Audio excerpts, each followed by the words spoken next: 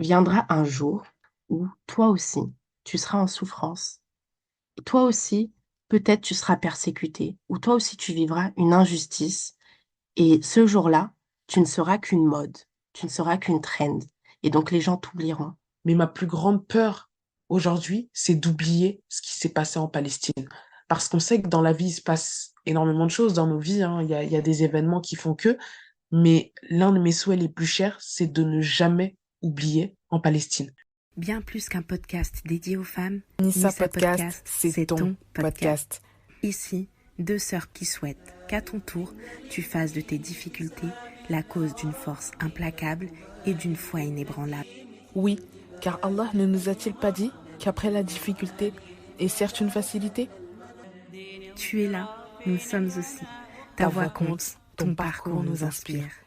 Assalamu alaikum wa rahmatullahi wa barakatuh. درب العفاف فاسلكي لا تخافي. Salam alaikum, les filles, j'espère que vous allez bien. Donc aujourd'hui, on a décidé avec Oubi de vous faire part d'un sujet qui anime nos cœurs, qui aujourd'hui fait beaucoup de débats, notamment dans la politique, et qui aujourd'hui, franchement, est un sujet plus ou moins sensible.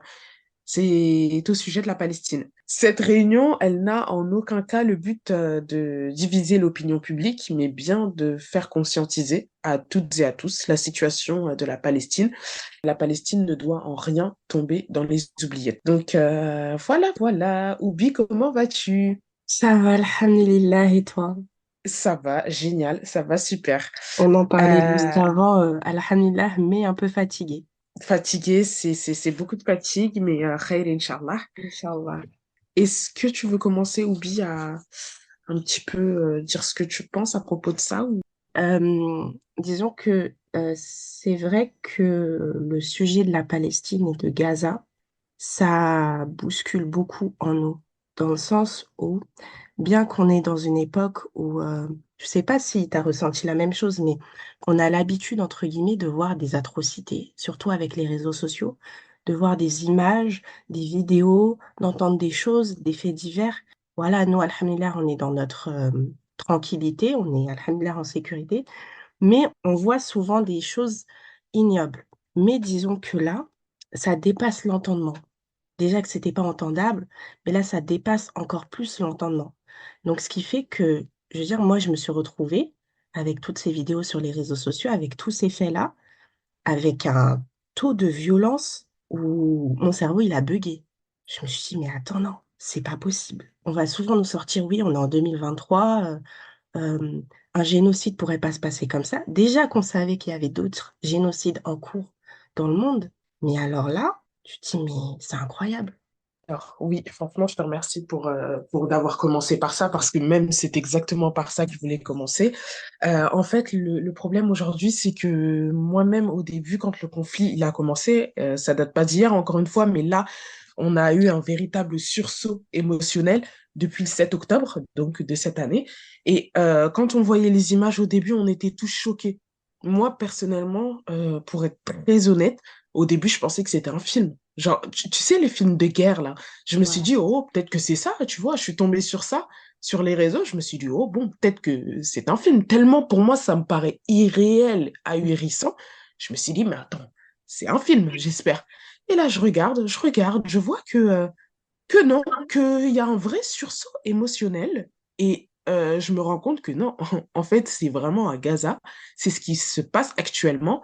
Et ce qui m'a encore plus choqué, c'est de me dire qu'en fait, les choses ne bougent pas au niveau de la politique. C'est-à-dire que chacun se renvoie la patate chaude. Ce sont des débats sans fin. Des débats qui ne mènent quasiment à rien. Tout le monde le sait, mais personne n'agit. Tout le monde le sait, tout le monde le voit, tout le monde en est conscient, tout le monde sait qu'il y a des innocents qui sont assassinés, parce que pour moi, c'est un assassinat, c'est même pas un meurtre, c'est un assassinat, un vrai génocide.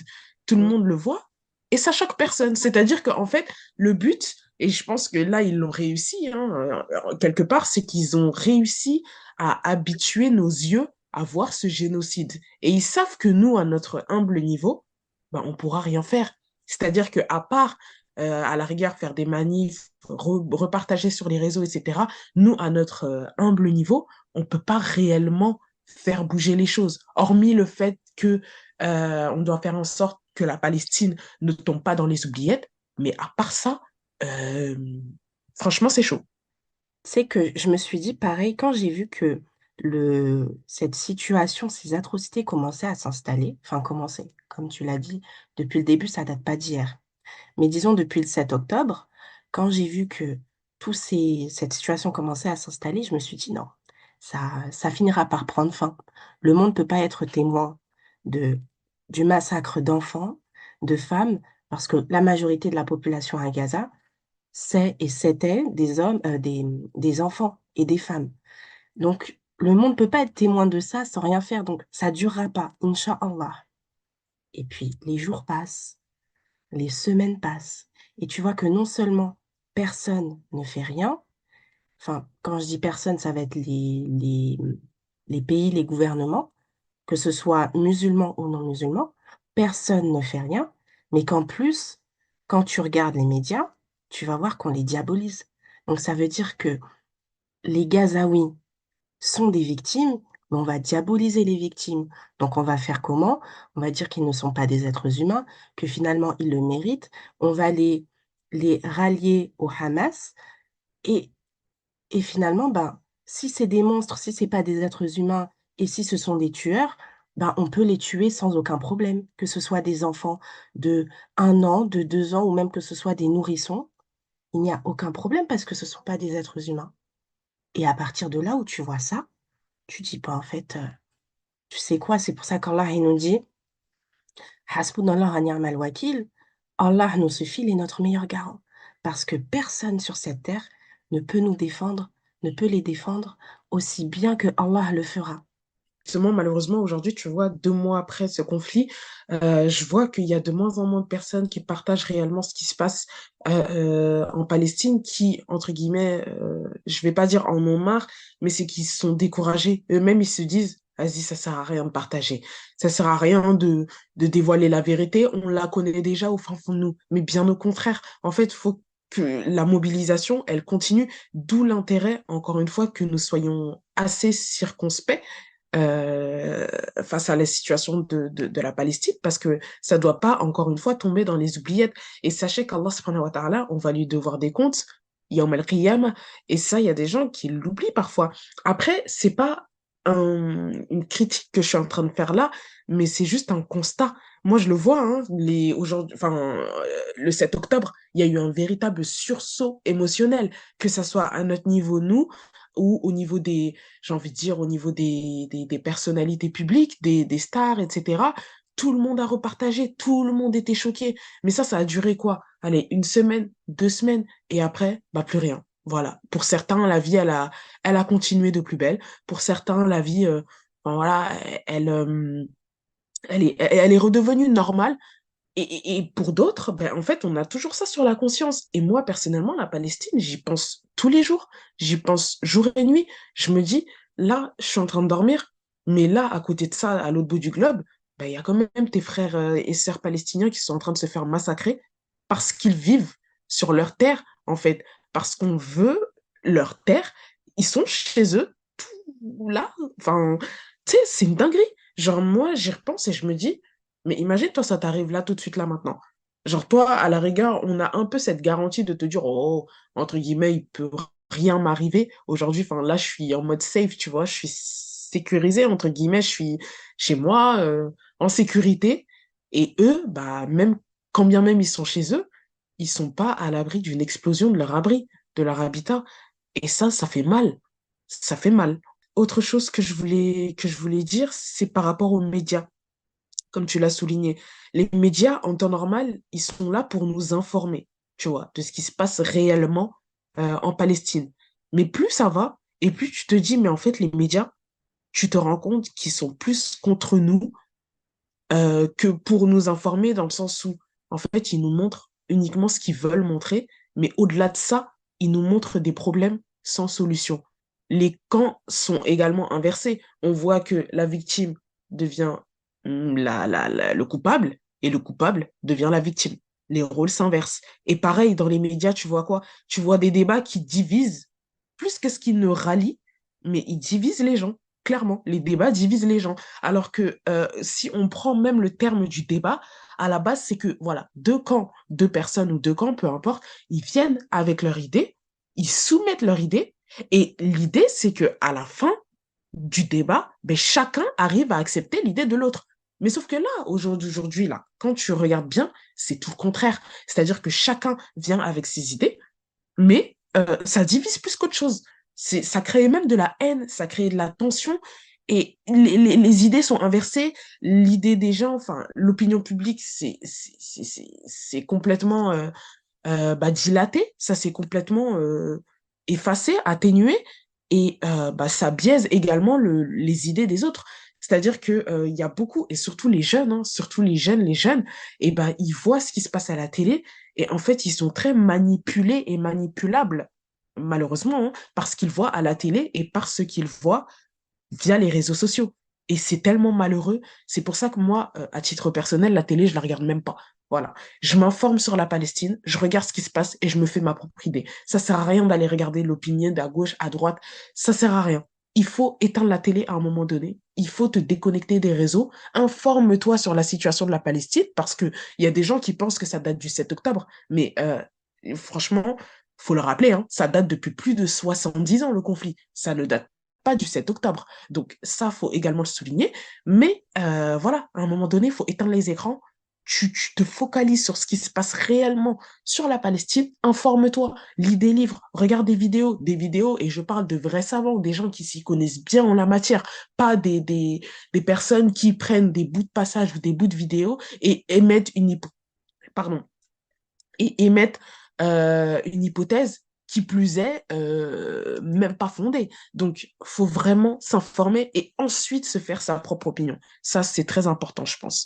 Donc, je sais pas ce que toi t'en penses, Oubi, mais moi, pour moi, les médias, ça joue un rôle incroyable. Mais là, je me rends compte, plus ça va, je me rends compte clairement qu'en fait, c'est quelque chose qui est totalement contre nous, bien évidemment. Je suis totalement d'accord avec toi parce qu'en soi, aujourd'hui, on se dit, on est super informé. C'est vrai parce que peut-être qu'il y a 50 ans, on pouvait pas savoir vraiment ce qui se passait à l'autre bout du pays. Bon, il y avait toujours la télé, mais c'est un degré différent parce qu'aujourd'hui, on va avoir les réseaux sociaux, etc. Il y a beaucoup plus de prise de parole. Mais en même temps, la prise de parole et les informations qu'on a, elles sont tellement manipulées et biaisées que, ben, du coup, nous-mêmes, quand on les reçoit, ça va aussi manipuler et biaiser notre manière de penser. Et tu parlais à un moment du fait que au début, le 7 octobre et la semaine après qui s'est suivie, beaucoup de personnalités et même eux aussi, hein, nous aussi, on partageait beaucoup plus ce qui se passait et ces atrocités-là. Sauf que plus le temps passe, et c'était également le cas pour plein d'autres guerres et situations dans le passé, où malheureusement aujourd'hui, on est une communauté des réseaux sociaux. Donc, il va se passer une chose, et nous, on fonctionne par trend. On est vraiment des trends sur pattes. On a intégré ça dans le sens où, bon, OK, c'est passé. Bon, le temps il passe et nous, on retourne dans cette dunya. On retourne dans oui, alhamdulillah, si on n'en entend plus parler, c'est que peut-être ça s'est atténué. Mais non, pas du tout. Je prends un exemple bête, mais ça va être comme le Covid. Vous voyez, le Covid, on a voulu, heu, au moment où le Covid est arrivé, donc on en parlait énormément, énormément, énormément. Donc il y a eu des cas, il y a eu des morts et cetera. Et puis, tous les jours à la télé, on avait donc il y a, aujourd'hui, tant de cas, aujourd'hui tant de morts, vaccinez-vous, protégez-vous et cetera. Et donc tous les jours à la télé, on avait le ministre qui nous faisait des petits rappels. Et ensuite, les semaines sont passées, les mois sont passés et moi je me dis: «Mais attends Oubi, on n'entend plus parler du Covid. Il est passé où? Il a disparu?» Et après, c'est après coup, tu te dis: «Mais en fait non, il a pas disparu. C'est juste qu'on t'en parle quand on souhaite ou quand il faut en parler, mais ensuite non, on va mettre d'autres sujets». Mais il y a peut-être aujourd'hui encore des gens qui meurent du Covid. Là, je sais pas parce qu'on nous donne pas l'information. Donc avec ce massacre-là qui est en train de se passer à Gaza, j'ai l'impression que c'est un peu la même chose où c'est malgré nous, où je dis ça pour moi la première, on va aussi se fier à ce qu'on entend. Et donc, moins on va en entendre parler, et plus on aura le réflexe de moins en parler. Et donc, c'est là où c'est dur de faire ce combat avec nous-mêmes, que non, faut continuer d'en parler parce que on a encore des frères et sœurs qui souffrent. Et tu parlais du coup des personnes qui en parlaient beaucoup plus avant. Et il faut parler du boycott. Le boycott. Le boycott. Il y a eu pareil, un moment où on en parlait énormément, mais à un moment, je suis même tombée sur certaines personnes qui remettaient en question l'utilité. Je pense que c'est un peu la même chose pour le boycott d'autres marques. On a eu le boycott de Zara, le boycott de Chine. Bref, tous les boycotts qu'ils ont pu exister et qu'ils existent encore, on remet à chaque fois en question. Sauf que quel est notre devoir en tant que musulman? Est-ce que le boycott, c'est seulement un boycott où on ne doit plus consommer cette marque, faire appel à cette marque parce que oh, ils sont mêlés au conflit israélo-palestinien, bien que ce soit pas un conflit. Là, à un moment donné, c'est un massacre, c'est un génocide. Mais qu'ils soient mêlés au conflit israélo-palestinien, ou est-ce qu'il y a quelque chose derrière encore plus que le boycott? Parce qu'en soi, les Palestiniens, ils n'ont pas besoin de nous. Bien sûr, ils ont besoin qu'on en parle et c'est notre devoir d'en parler encore plus. Mais au fond, ils n'ont pas besoin de nous. Allah leur suffit, il est leur meilleur garant. Allah, il fera les choses quand il faut et de la manière qu'il faut. Sauf que nous, quand on boycotte pas, c'est-à-dire quand je vais aller Starbucks ou aller me prendre un petit menu McFirst au McDo, sachant que ce sont des marques qui ouvertement ont dit je donne de l'argent qui alimente ces atrocités-là, ben nous, on participe à l'injustice. Et donc, est-ce que finalement, quand je vais acheter mon menu McFirst au McDo et que je vais le manger et que l'argent là que j'ai donné, les 5, 6 € que j'ai donné, ils vont servir à ce conflit, est-ce que finalement, moi, je participe pas aussi à l'injustice? Et quand on sait que l'islam, c'est pas la religion de l'injustice, au contraire, Allah s'est interdit l'injustice et il nous l'a interdit pour nous-mêmes. Alors finalement, est-ce que nous, on ne devient pas aussi complice de ça? Et est-ce que mon menu McFirst, finalement, est-ce qu'il n'est pas haram? Parce qu'à un moment donné, l'argent là, il va servir à l'illicite. Et je le sais qu'il va servir à l'illicite. C'est pas comme si c'était une marque ou des enseignes où on ne sait pas ce qu'ils font de l'argent. On ne sait jamais ce que les gens font de l'argent quand on leur donne. Par contre, quand on a des marques qui le disent ouvertement, à un moment donné, j'accepte que mon argent serve dans le haram. Et je suis d'accord. Et j'ai mon petit burger et alhamdulillah. Mais encore une fois, c'est un travail où c'est super dur. C'est super dur de le faire avec nous-mêmes parce qu'on est dans une société de consommation et on a l'habitude d'utiliser telle ou telle marque, telle ou telle enseigne. Et c'est compliqué, même moi avec moi-même. Moi, j'ai eu beaucoup de mal aussi avec l'application Waze. Oh là là, Waze. Waze, c'est ma vie. Tout le temps Waze, quand tu sors en voiture, mon petit trajet, etc. Moi, je connaissais aucune autre application que Waze. Et puis après, on me dit, non, oublie, Waze, boycott et tout. Je dis, hé, jusqu'à j'étais perdue. C'est quelle application que je dois utiliser? Dites-moi, j'installe quoi? Et donc là, bon, je commence à utiliser Google Maps, Plan, etc., d'autres applications. Mais c'est un travail avec nous-mêmes qu'on se doit de faire. Non pas parce que les Palestiniens, ils ont besoin de nous, mais parce que nous-mêmes, on a des responsabilités. On a une responsabilité vis-à-vis de nous-mêmes. On se doit de faire le halal et d'interdire le haram. Donc, on ne peut pas y contribuer.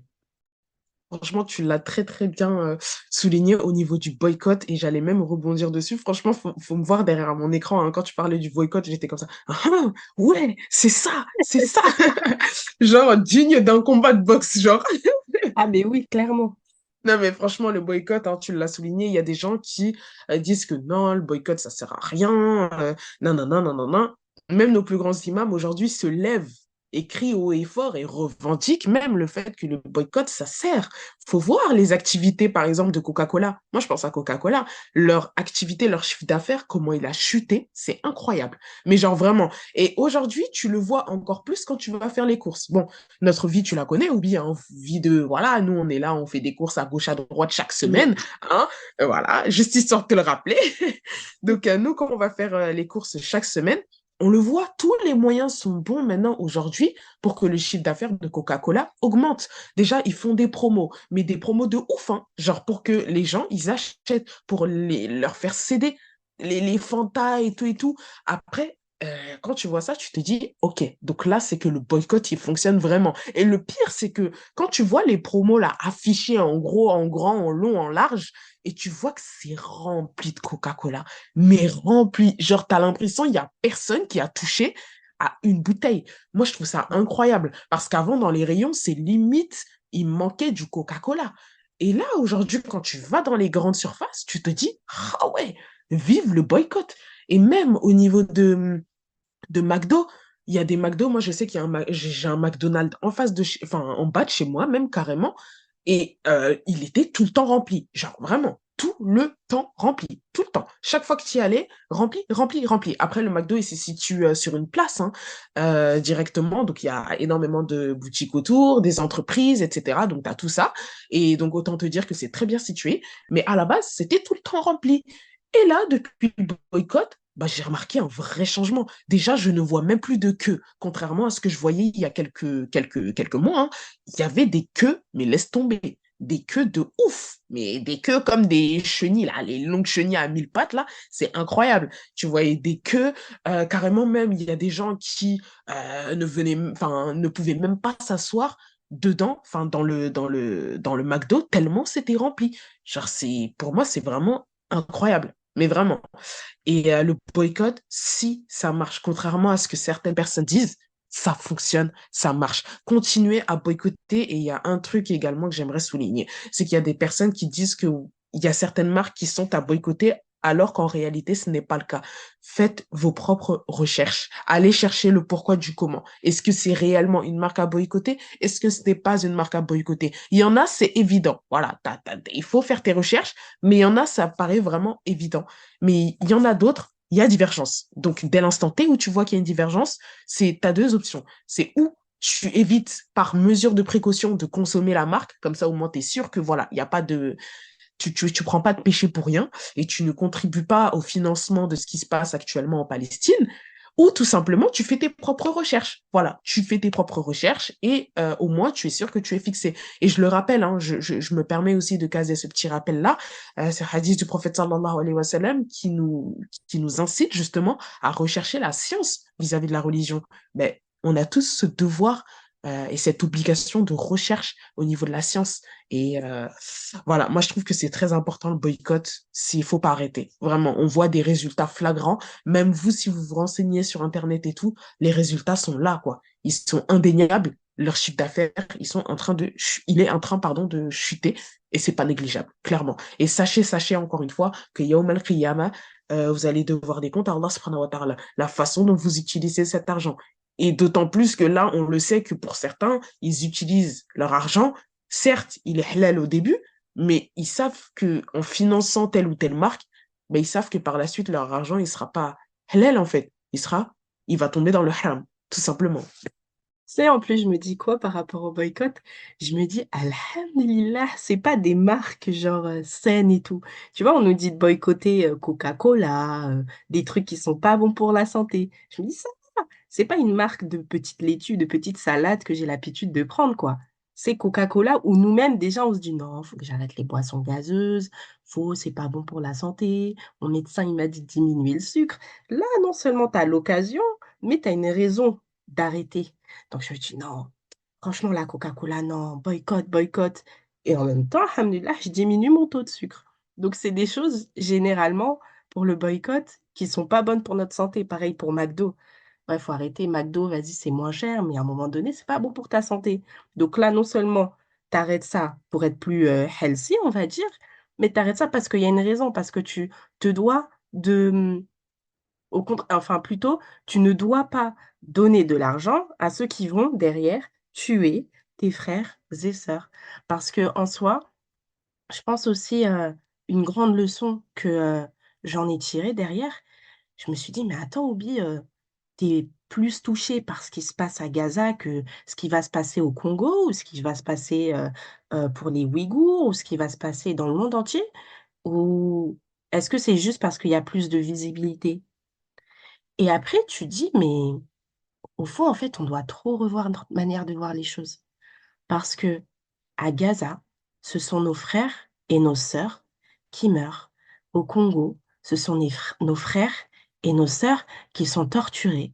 Pour les Ouïghours, pareil, ce sont nos frères et nos sœurs de la même manière. Et en fait, que la population, la communauté en difficulté soit musulmane, chrétienne, juive, athée, quelle que soit sa religion, quelle que soit sa provenance, quel que soit son âge, en fait, à partir du moment qu'une personne souffre et est victime d'une injustice, c'est ton frère ou ta sœur qui est victime de cette injustice.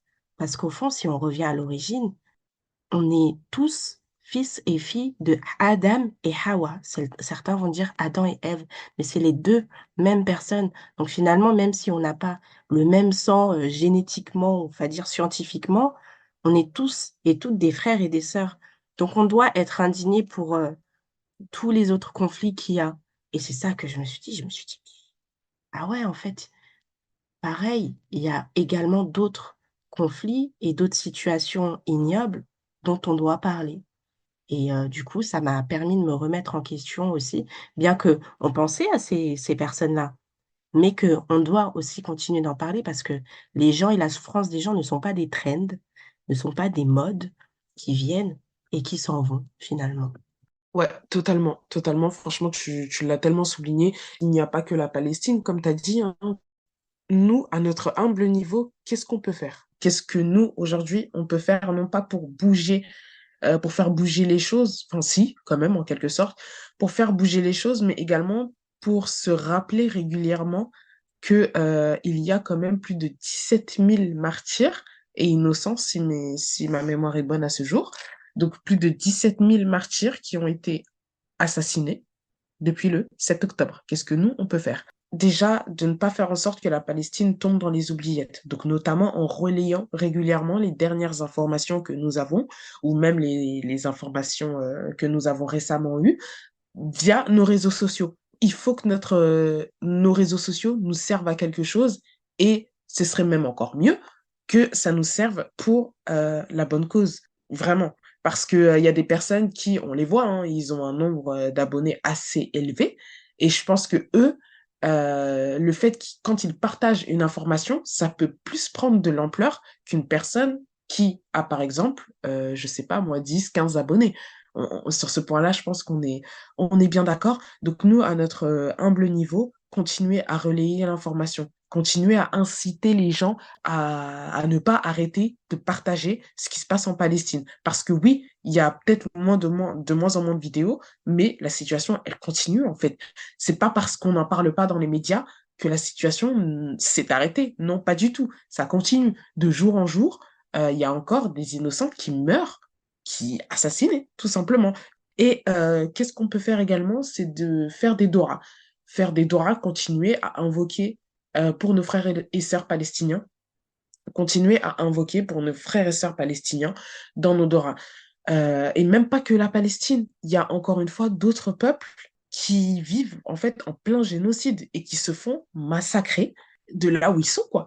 Et ensuite, l'air de rien, pour nous, ce qui se passe en Palestine, c'est également une épreuve parce que en fait, on peut tout simplement, on peut voir si la situation des Palestiniens, ça nous touche, pardon, régulièrement, ou enfin, ça nous touche personnellement, pardon, ou pas du tout. Parce que, en fait, on va également, en fait, je reviens à ce que tu disais au début, Oubi, c'est que est-ce qu'on a habitué nos yeux à voir des massacres, des génocides, nos frères et sœurs musulmans qui se font assassiner? Est-ce qu'on est là encore dans le choc où, bah, en fait, on a décidé, nous aussi, de passer à autre chose? Il faut vraiment qu'on se pose la question.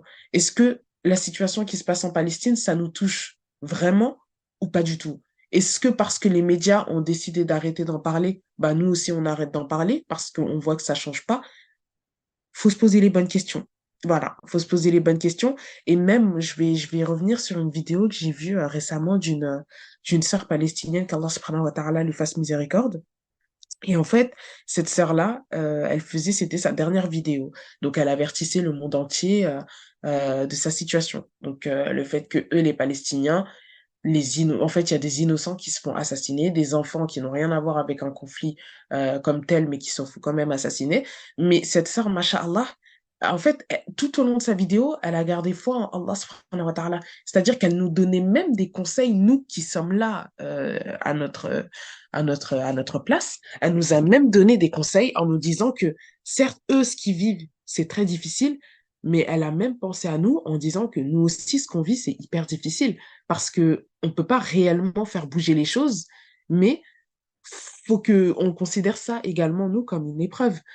Et elle nous conseillait, elle nous disait de ne jamais perdre foi en Allah subhanahu wa ta'ala, de continuer à faire des doigts en leur faveur et même pour nous et même pour qu'on soit bien guidés, qu'on continue à être patient.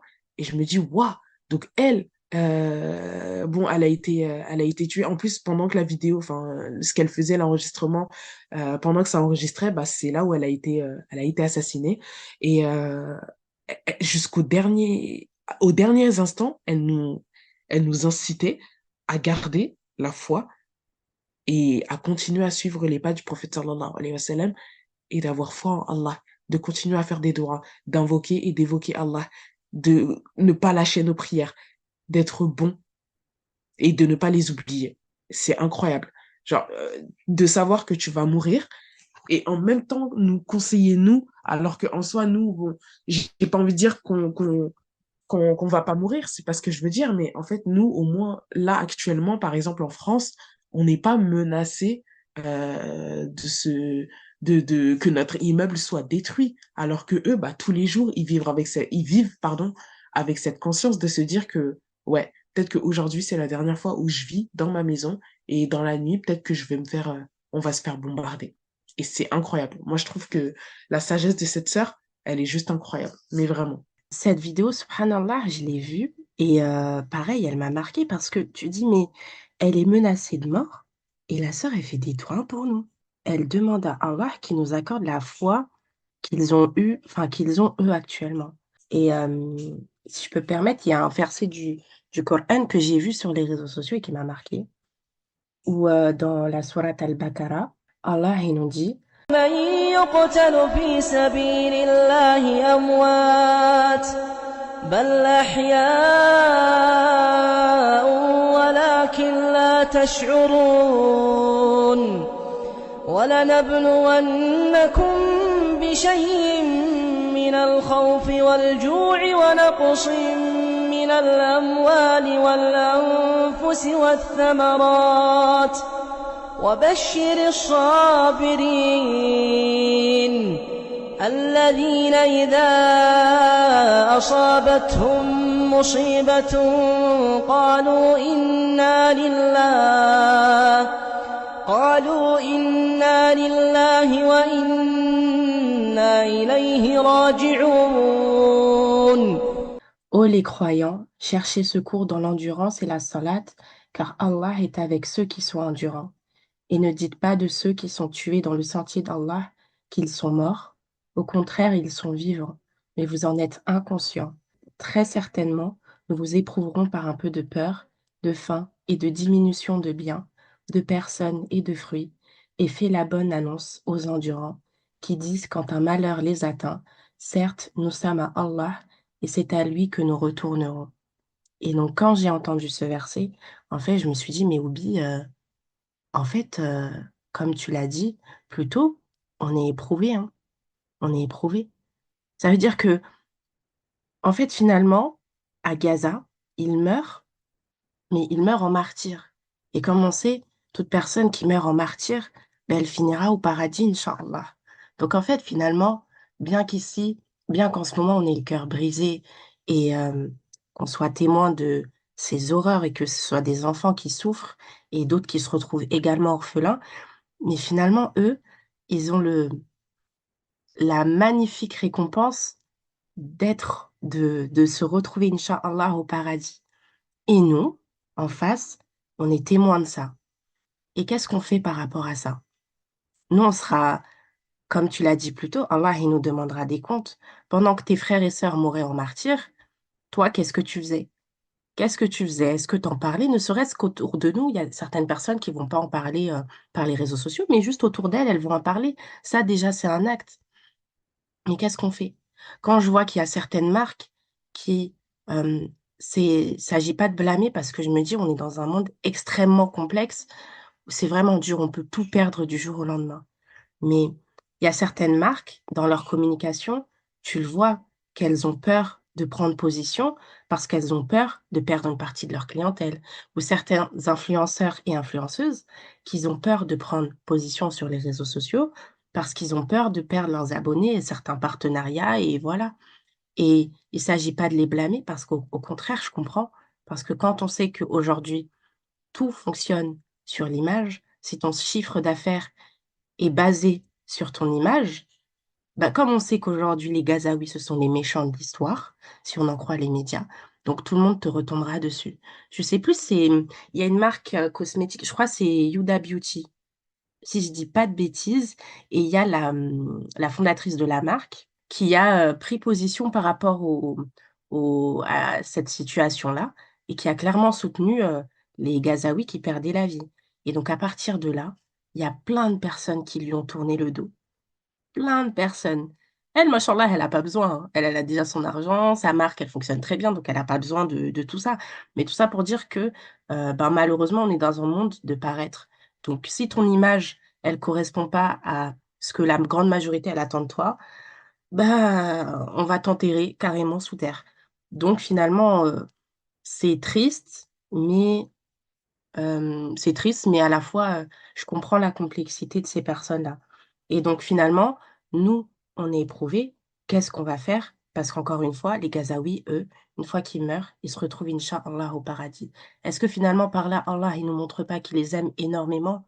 Parce que finalement, avec les dizaines d'années de conflit, Allahu A'lam, mais de par les vidéos qu'on voit sur les réseaux sociaux, ils ont accumulé une telle foi en Allah que tu dis que finalement, Allah, il ne peut que les aimer. Et comme on sait que quand Allah, il aime quelqu'un, il l'éprouve pour expier ses péchés et pour lui accorder le paradis, Inch'Allah, ben, tu te dis, mais finalement, je veux pas que ce soit mal interprété ce que je veux dire, mais est-ce que finalement, on peut pas les envier parce que eux, ils ont un paradis certain, parce qu'ils meurent en martyrs, et nous, on est éprouvés parce que on se demande, des choses où en soi, bien que ce soit difficile, des fois je me dis: «Mais Obi, tu devrais pas te poser la question. Est-ce que je dois boycotter Waze? Est-ce que je dois manger McDo aujourd'hui?» Mais allô? Allô, mais on est où? On est en 2023, mais à un moment donné, il y a des questions qui se posent pas. Il y a des questions qui se posent pas. Donc là, on est éprouvés, et demain au jugement dernier, bien qu'aujourd'hui on va, dire: «Ouais, les gouvernements ils font rien, ils les défendent pas», mais nous, rien que nous, dans notre petite chambre, on peut faire énormément. C'est-à-dire en parler à nos proches, faire des dons, hein, comme tu as dit, les dons aussi. C'est Les dons, c'est tout bête, mais c'est extrêmement important. Ton argent, au lieu qu'il serve dans des enseignes qui vont l'utiliser pour massacrer tes frères et sœurs, prends cet argent-là, ces petits 5 € qui allaient servir dans un McFirst, et donne-les à une association. Donne à une association. Là, ton argent, il sera halal. Donc, c'est un combat de nous à nous-mêmes, où on se doit nous-mêmes de nous réformer. On peut pas, aujourd'hui, c'est pour ça que ça a fait pas mal cogiter dans la tête, parce que je me dis, mais attends, aujourd'hui, avec tout ce qu'on voit, toutes ces atrocités-là, Allah, il nous montre que ce monde, il est décevant. Oh là là, mais tellement décevant. C'est-à-dire que demain, on peut mourir, on peut être victime d'injustice, mais tu auras personne. Si la foule, si la grande majorité a décidé que c'était de ta faute, ce sera de ta faute. Et en fait, il y a, il y a rien qui doit nous retenir sur ce monde-là. Si tu prends position pour la Palestine et tu perds ton commerce, tu l'as perdu pour Allah, et Inch'Allah, tu seras récompensé. Parce que finalement, si on tient à ce qu'on a sur terre, ben, écoute, tu auras ta subsistance. OK, mais tu auras ta subsistance ici-bas, mais dans l'au-delà, tu l'auras peut-être pas. Donc en fait, ce monde, bien qu'on soit attaché à ce monde-là, et c'est humain, on est tous attachés à cette dunya, même si on va dire: «Non, moi je m'en fous», non.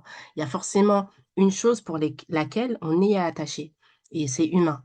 Mais on doit aussi se remettre en question dans le sens où ce monde, il est décevant.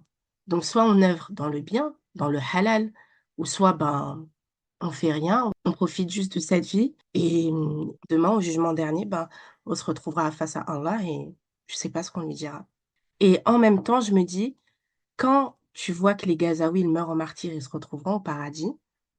Imagine seulement quand, tu vois, quand on voit les vidéos, leurs vidéos, par exemple, la vidéo de la sœur dont tu parlais, tu ressens sa foi, tu dis, mais attends, mais les filles, il faut qu'on fasse tellement, tellement de choses pour se retrouver au même degré que ces gens-là.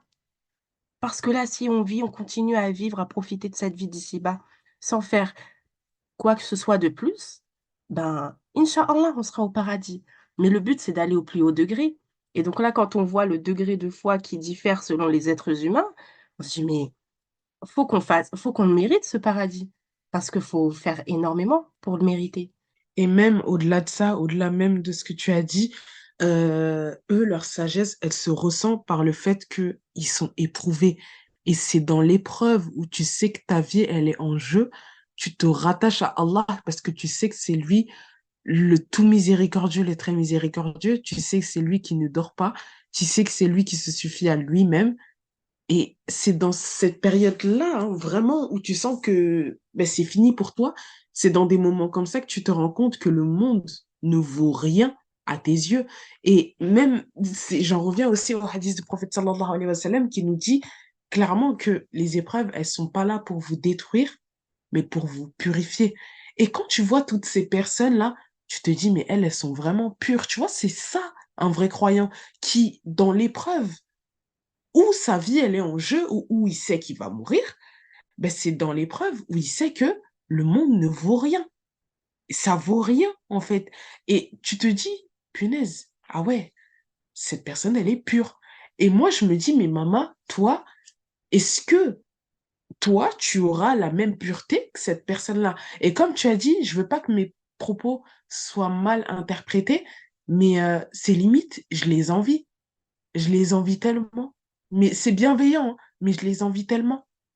Je me dis, eux, bah, au moins, Inch'Allah, ils ont la certitude d'aller au paradis. Et là, nous, on a un double combat. C'est que on doit réussir à atteindre un degré de piété qui nous permet d'aller, d'accéder, Inch'Allah, au paradis. Mais on doit également lutter pour vivre de façon halal dans un monde qui, pardon, hein, de le dire comme ça, mais dans un monde qui est corrompu. Ça, c'est un constat, hein. Enfin, on le voit dans un monde qui est vraiment corrompu et où le silence, désormais, s'achète.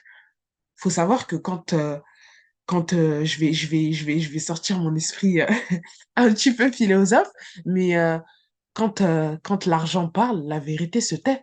Aujourd'hui, quand on regarde bien, tout fonctionne par l'argent. Vraiment. Quand l'argent parle, la vérité se tait. Voilà. Je valide C'est, la phrase de philosophe. Elle est trop vraie. Elle est beaucoup trop vraie. ah, mais c'est clairement ça. Aujourd'hui, quand tu regardes bien, chaque situation est rattachée à l'argent.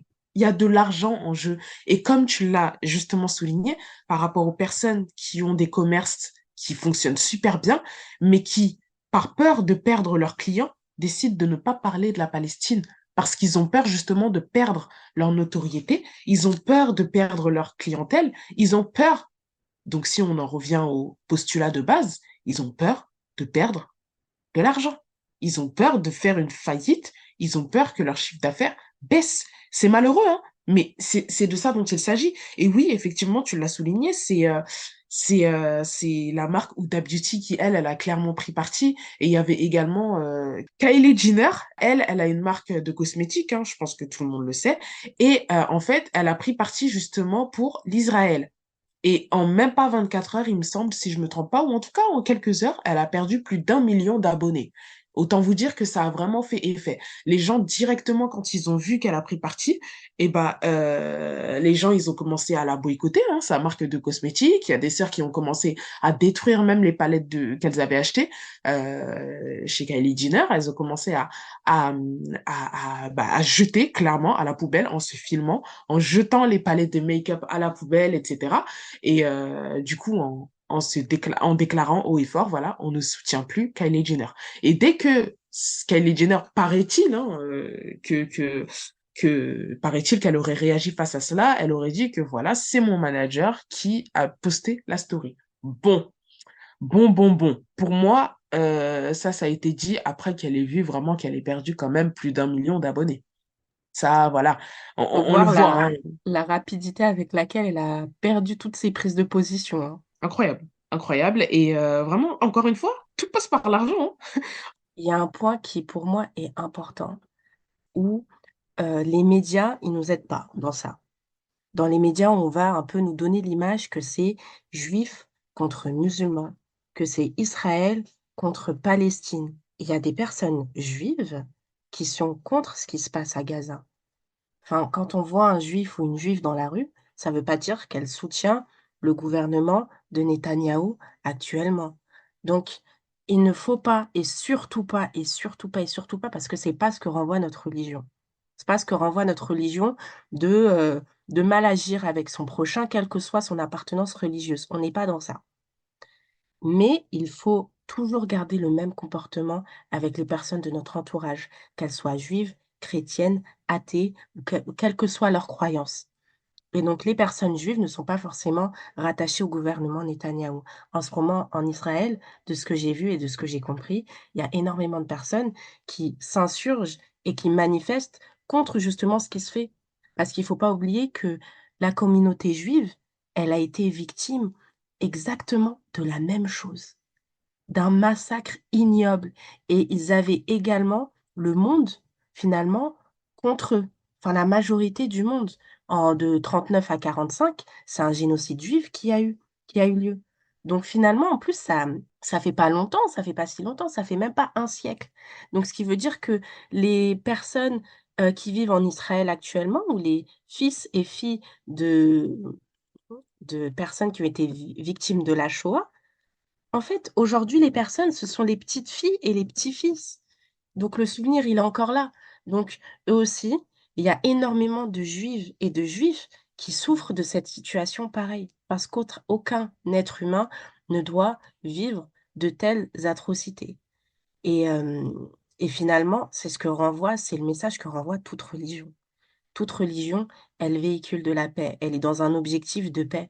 Donc les juifs, pareil, qui croient en leur religion et qui essayent de l'incarner, ben, ils ne sont pas pour tout ce qui est colonisation, parce que la colonisation, c'est le summum de l'injustice. Donc c'est important de ne pas faire cet amalgame-là, que c'est pas juif contre musulman, et je veux pas que par ce podcast-là, on entende on comprenne ça, ne serait-ce qu'un tout petit peu, parce que c'est pas le cas. Et je me rappelle d'un article que j'avais vu justement via les médias, donc une chaîne de télé dont je tairai le nom, qui disait clairement, en fait, qui citait le témoignage d'une personne qui était de confession juive et qui disait clairement, tant que le conflit ne s'arrête pas avec tous mes amis musulmans, eh ben je ne leur adresserai pas la parole.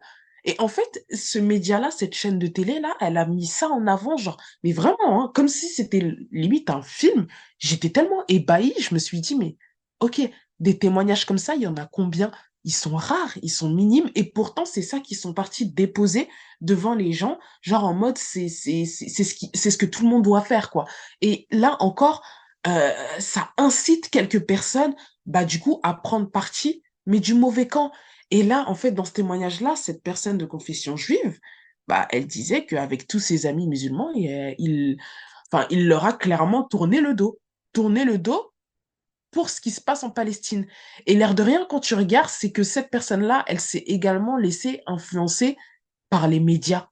Elle a été sans doute mal informée et elle a un manque d'information qui fait que bah elle fait un amalgame entre tout. Elle mélange tout et elle a du mal en fait à peser le pour, à peser le contre. Pour elle, on s'en prend à son ethnie, on s'en prend à son pays et bah paf.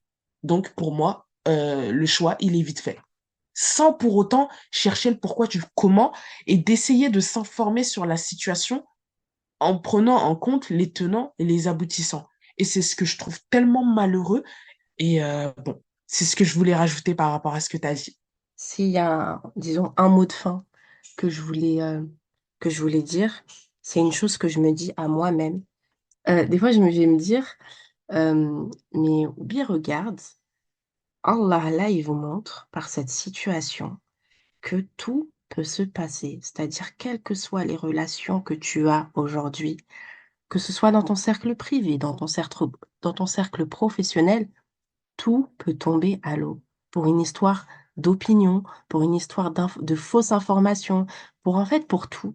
C'est-à-dire que les relations qu'on a aujourd'hui, si elles sont pas pour Allah, tu verras rien, t'en tireras rien. Et que même ce monde, tu vas t'inquiéter, oui, il faut que j'ai ci, il faut que je gagne tant. Et bien que ce soit des réalités, mais ne mets pas trop ça dans ton cœur, parce qu'en fait, ce monde, il ne vaut rien. Et c'est là, des fois, je me dis ça, hein. Mais en fait, faut pas. Vis, revois ta manière de voir les choses. Et que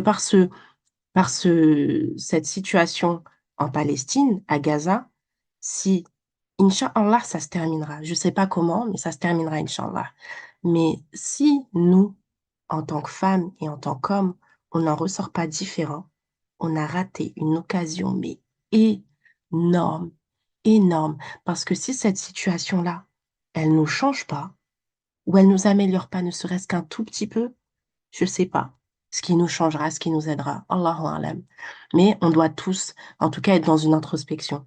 Et, disons, la leçon et ce que je me répète, je me dis, regarde ce monde, viendra un jour où toi aussi, tu seras en souffrance.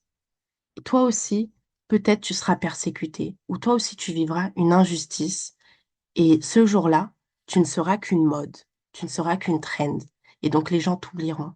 C'est la même manière où on vit. C'est pareil avec la vie. Tu vas vivre peut-être soit 100 ans, 70 ans, mais 20 ans après, les gens vont t'oublier, hein. Ou même peut-être une semaine après, les gens vont t'oublier. Donc finalement, on n'est que de passage. Nous-mêmes, on n'est que des trends. On n'est que des trends. Les gens vont être là et tout, vont être avec toi. Demain, tu meurs, tu vas être remplaçable. Tout le monde est remplaçable. Donc, on doit se réformer et se rendre compte que aujourd'hui, c'est eux, les Gazaouis, mais demain, ça peut être nous. Donc, on doit agir comme on aurait aimé qu'ils agissent envers nous. J'aurais pas mieux récapitulé ton mot de fin. Et même moi, je pense à un verset notamment où Allah nous dit dans Surat al-Buruj que ceux qui font subir des épreuves aux croyants et aux croyantes, puis ne se repentent pas, auront le châtiment de l'enfer et le supplice du feu. Moi, sincèrement, je me rattache à certains versets et encore plus aujourd'hui. C'est ce qui me fait, entre guillemets, non pas accepter la situation, j'irai pas jusque-là, mais c'est ce qui m'incite, en fait, à à évoluer spirituellement parlant. Et comme tu as dit, ce qui se passe en Palestine, ça doit nous changer. Ça doit pas faire en sorte qu'en fait, on soit aujourd'hui insensible à cela. Parce que malheureusement, comme tu l'as dit, hein, là, aujourd'hui, il nous arrive dinguerie. Dans 40 ans, plus personne va se souvenir de nous. Mais genre vraiment, allez, à la rigueur, il y aura un événement qui va faire que on va se souvenir de nous. Mais paf, le soir même, bah, on va oublier. On va nous oublier. En fait, dans ce bas monde, il faut comprendre que personne n'est indispensable, hein.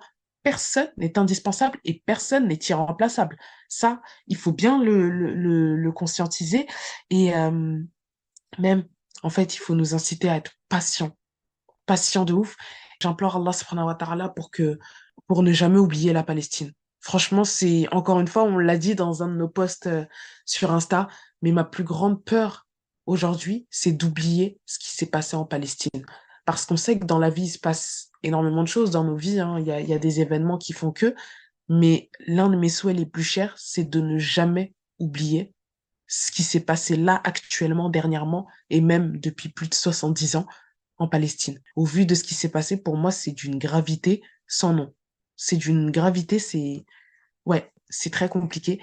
Et même qu'Allah subhanahu wa ta'ala nous accorde un degré de patience à la hauteur de tous ces matières, de tous ces martyrs, qu'Allah subhanahu wa ta'ala nous accorde la paix, qu'Allah subhanahu wa ta'ala nous accorde également une vie pieuse quand même, et une foi, mais inébranlable, une foi juste incroyable. Qu'Allah subhanahu wa ta'ala nous compte parmi ses pieux serviteurs. Un dernier mot, je dirais les filles, ne soyons pas des témoins, soyons pas passives, et essayons au maximum d'être actives. Faut voir chacune des épreuves comme une manière aussi de gagner des hasanats. Gagnons des hasanats dans une belle cause, et en plus, pour une cause, pour aider des frères et sœurs qui ont un degré de foi juste incroyable, machallah, et qui meurent en martyrs. Donc on espère, Inch'Allah, nous retrouver au même degré du paradis que Inch'Allah. Mais soyons pas témoins et essayons de nous réformer, bien que ce soit difficile. Et si vous avez envie de partager des pensées ou des réflexions qui vous traversent l'esprit. Comme vous savez, nous, nos DM, ou peut-être que vous ne le savez pas, mais nos DM, ils sont ouverts. Et que ce soit par mail ou DM Instagram, on est là. Il n'y a aucun problème. On est tous des sœurs, donc on se doit de nous aider, de s'entraider et de s'écouter. Voilà. Je te remercie, Oubi, pour ta conclusion. Et en tout cas, les filles, n'hésitez pas. Personne n'est véritable. En fait, parfois, on a besoin de libérer la parole et de partager, en fait, notre ressenti. Donc, vraiment, les filles, n'hésitez pas. N'hésitez pas à nous DM. Nous, ça nous fait un très grand plaisir, comme toujours, de vous répondre. Et qu'Allah subhanahu wa ta'ala vous préserve, les filles. C'est le moment où on dit assalamu alaikum. 1, 2, 3. Assalamu Assalamu alaikum. alaikum. C'est terrible, le son. Il est terrible. Attention, Il est juste l'enregistrement. terrible. ولا تقولوا لمن يقتل في سبيل الله أموات بل أحياء ولكن لا تشعرون ولنبلونكم بشيء من الخوف والجوع ونقص من الأموال والأنفس والثمرات وبشر الصابرين الذين إذا أصابتهم مصيبة قالوا